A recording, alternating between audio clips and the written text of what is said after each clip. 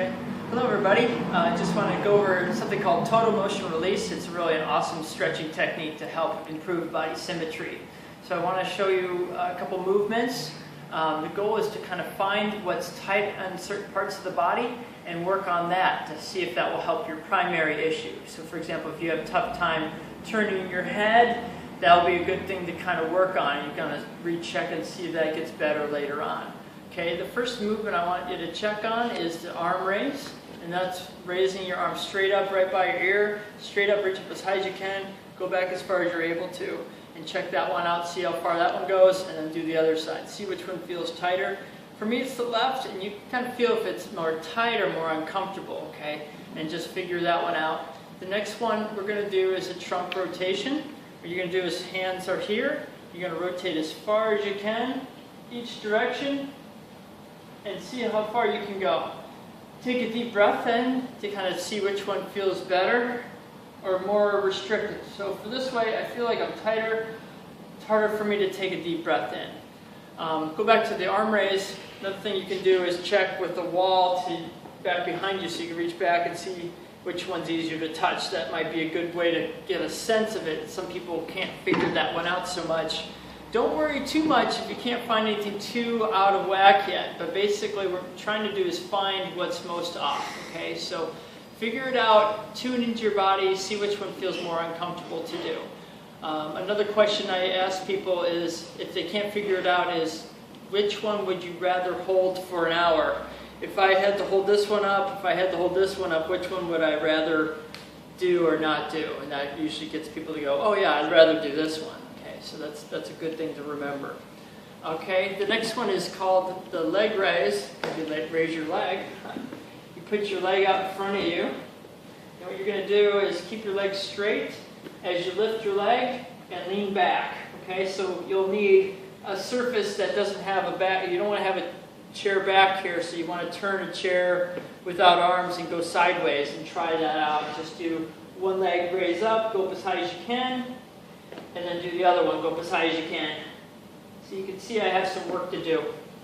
Left side's a little tighter, okay? The next one is called the sit to stand, and what you're going to do is pick up from a seated position. You're going to pick up a leg, go up as high, you don't have to pick it up really high, just as long as it's off the ground. You can be here, it doesn't really matter.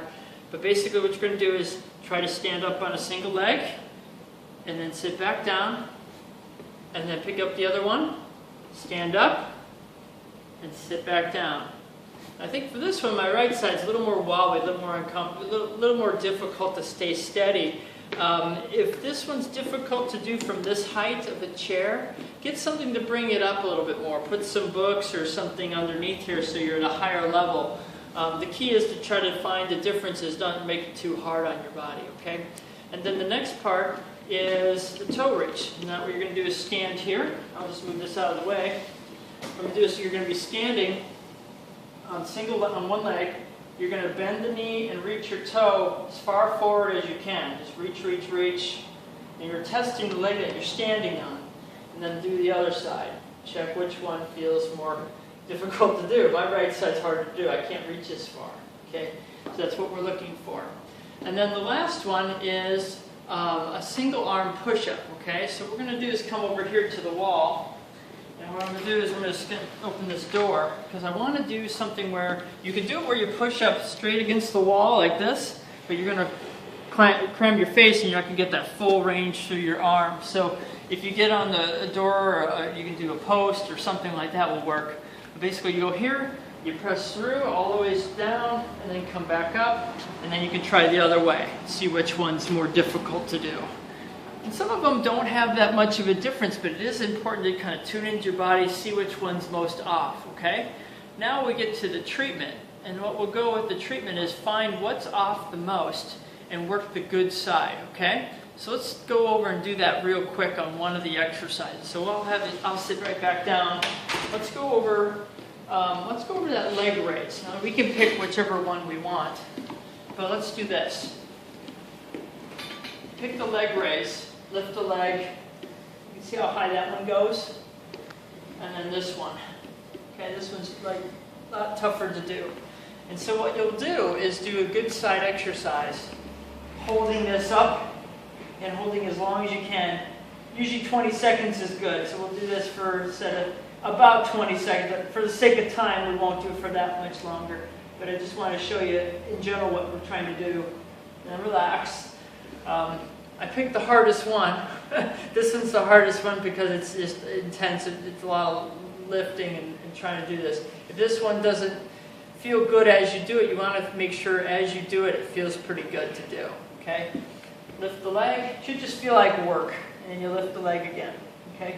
And so you're really working, trying to lift the whole leg, pulling this in, using your core. The reason why a lot of this works when you do the good side is it's going to be because your whole body is involved with the movement. Okay, so you come back, bring it back down, and then do the other side. Lift up, going up a little further.